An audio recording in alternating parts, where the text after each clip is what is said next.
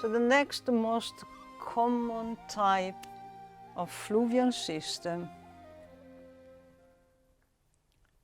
is the one where the current has slowed down. And when the currents slow down, so from our braided river system, so from a young country like New Zealand, where we mostly have braided river system, we get to a country where the mountains are not so high anymore, so the geology is not so in action anymore. There's not much we feel about plate tectonics. The river carries less bed load and carries more suspended load. So the bed load is at the bottom of the channel. The suspended load is within the water column. These types of river do something different from those. They start, because of some physics reason, they start to bend, somehow to dissipate the energy.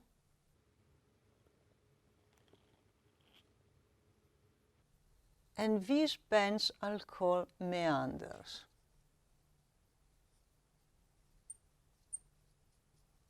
So what we have here is a new type, is another river system called meandering river.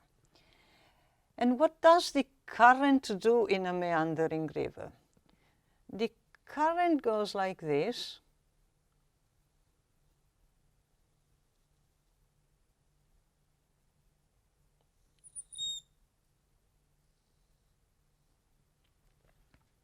So it erodes on one side and it deposits on this side, on the other side. Why? Simply because here it is stronger and here it is weaker. So the channel has, first of all, is a lot deeper than channels in braided river system, but the channel will also be asymmetric. It will look like this. So here is the erosion and here is the deposition. And where the erosion is, the channel is steeper. And where the deposition is, the channel has a gentler slope. So what does the river deposit? Well, it depends on what it carries, but it will deposit mostly sand and silt. The gravel will be again at the bottom, where there is more energy. Now,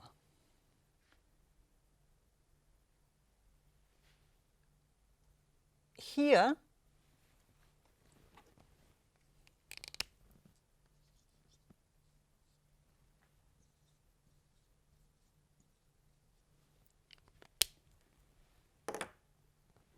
something happens. This system, this part of the meander,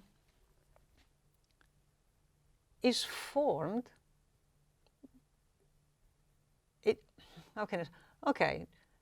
Keeps growing, because if the river erodes on one side and deposits on the other, there will be deposition here. And this will go on, right? And this pushes the current will become faster because it makes the channel narrow, so it will erode more. and here it will deposit. And here it will erode more, and here it will deposit.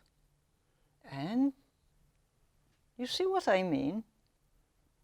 This part of the meander will grow, and this part of the meander will vanish. And the channel migrates. It changes with time. So this will go.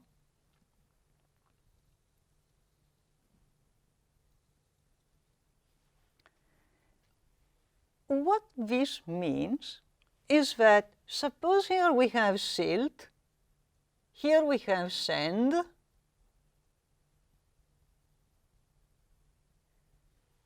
if I move the whole thing,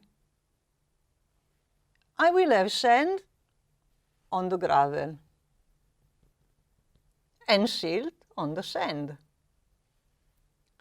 And if I keep moving, I will have, and the gravel will shift, the sand will shift, and the silt will shift. Again, what I am showing you is how fascias form. So I will have a conglomerate that somehow will reflect the bottom of the channel, and a bar that progrades, I wouldn't call it advance, and this is called actually, it's a lateral movement. So it's a grading laterally because it's going towards the inner part of the channel. This will keep growing. What am I going to find in the rock record? Well, first of all, I'm going to find a big channel. And perhaps the big channel will be slightly asymmetric. And this time, it can be tens of meters deep.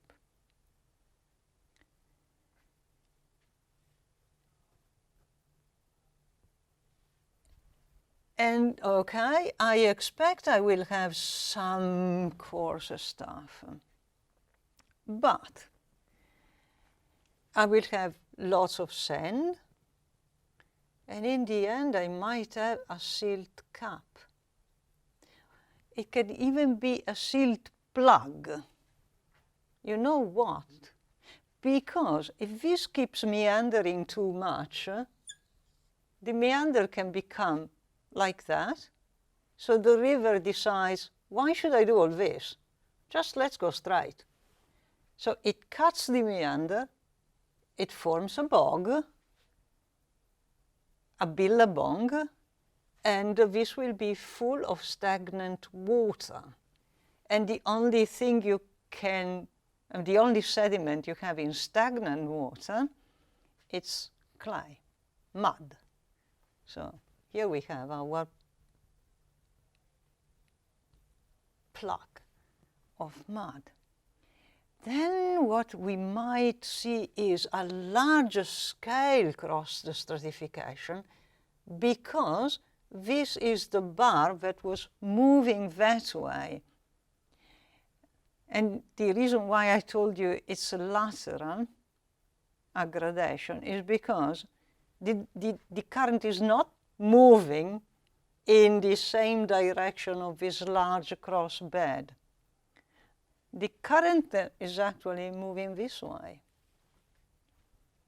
So the only means by which you know that those large cross beds pertain to the point bar of a meandering river, you have to start looking for other pieces of evidence. And for example, you start looking for ripples, because the ripples will tell you the direction of the current, because the ripples will be deposited on top of here and showing you the direction of the flow. So obviously, you will find some little trough cross-bedding, tiny, tiny, tiny, associated with the sand of the point bar.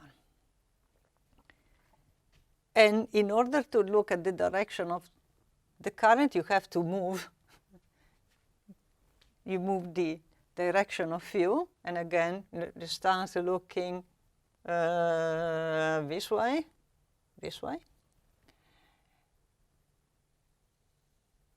And you will have your tiny little ripple showing the direction of the current. And at this stage, you don't see anymore the crossbeds because they will be facing me. Now, this river and this type of river, the braided river and the meandering river, what they do is they flood.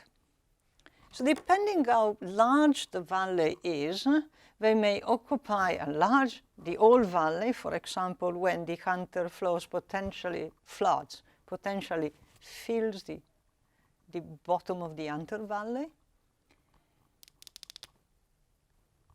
And when you have a big flood, the river will deposit again the coarser size at the flanks of the channel, and the finer size all over the plain, which is called the alluvial plain. The plain where you have floods, where the river actually is hosted. And in a meandering river, we have all of these billabongs, and also in a braided river, we might have parts of the floodplain where you have the vegetation.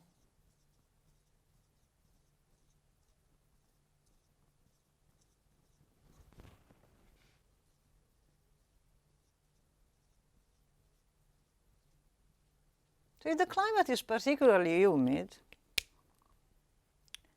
then all of these organic material can go into these bogs.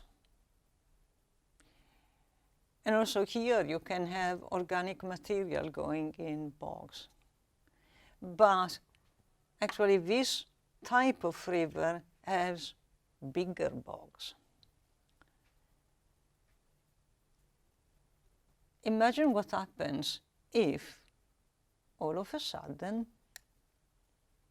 this bog with all its peat is being flooded by sediment, for example, from volcanic ash.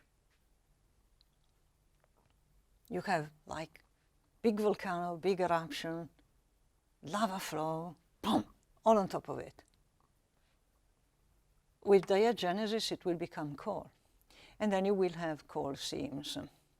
So this is to think about, okay, so what are the environments of deposition that form coal? And this is one, this is another little one. It does that in New Zealand. And it does that in New Zealand because, okay, there is another component which I still have not introduced.